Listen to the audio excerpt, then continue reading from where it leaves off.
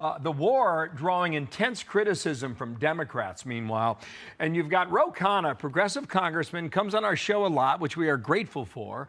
But now he's appearing with Jackie over the weekend that he would be okay with a nuclear Iran. Here is that exchange now.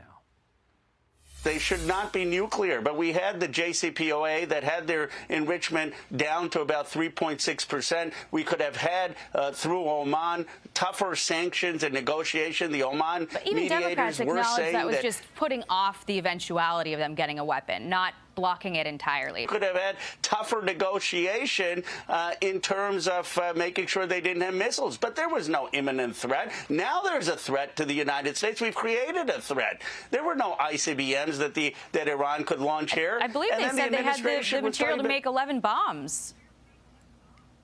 But they couldn't reach the American homeland.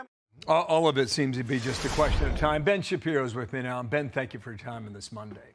What do you make of the logic you just heard? I think that it's unbelievably short-sighted. Obviously, when you're talking about threats to America, you're not just talking about threats directly to the American homeland. You're talking about threats to American interests in the region, in Europe. The idea that you are supposed to wait until they have ICBMs tipped with nuclear weapons to actually do something is absolute idiocy. I think what President Trump has done here, which is truly genius, is he has recognized that you don't wait until the threat is right upon you. You use targets of opportunity. And the reality is that because the Iranian regime was incredibly weakened by the 12-day war last year, because they did not have the capacity to deter oversight from the IAF and from the American Air Force, because the Iranian regime was experiencing significant financial crisis, and because millions of people were in the streets just a few weeks ago, that was a time when the United States could move to finally neutralize a threat that has actually threatened Americans, including creating the death of at least hundreds, if not thousands, of Americans over the course of the last 47 years. I've said it before, I'll say it again. The president right here is doing the bravest thing that I've ever seen an American president do when it comes to foreign policy. And you'll have second guessers like Ro Khanna suggesting everything would have been hunky-dory if nothing had been done here. But those same people have been saying the same thing as Iran spreads its terror tentacles all over the Middle East and abroad. I would just say, Ben, if it works, it's a game changer. And it probably really is since the fall of the Berlin Wall in November of 1989, since we have seen something like this that could have a domino effect on multiple countries in one region.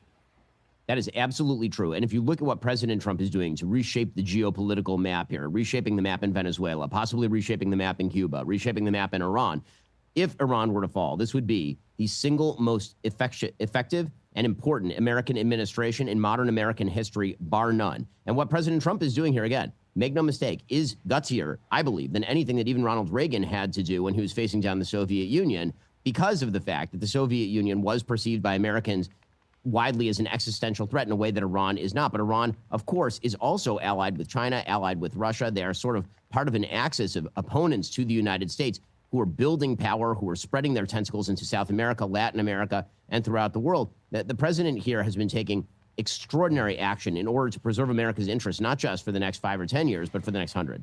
Let's look at the homeland right now. A couple headlines stuck out at us. One from the New York Times, one from NPR. I'll go ahead and read them. With regard to the synagogue attack in Michigan, a community struggles to understand why their neighbor attacked synagogue. The subtitle, the man, a U.S.-born citizen in Lebanon, lost family members during an airstrike there last week, which apparently has been confirmed. NPR, right at the screen. In a small Lebanese town, grief and fear follow the Michigan synagogue attack. Is this the natural inclination, or is this Trump said it, Trump did it, Trump's bad?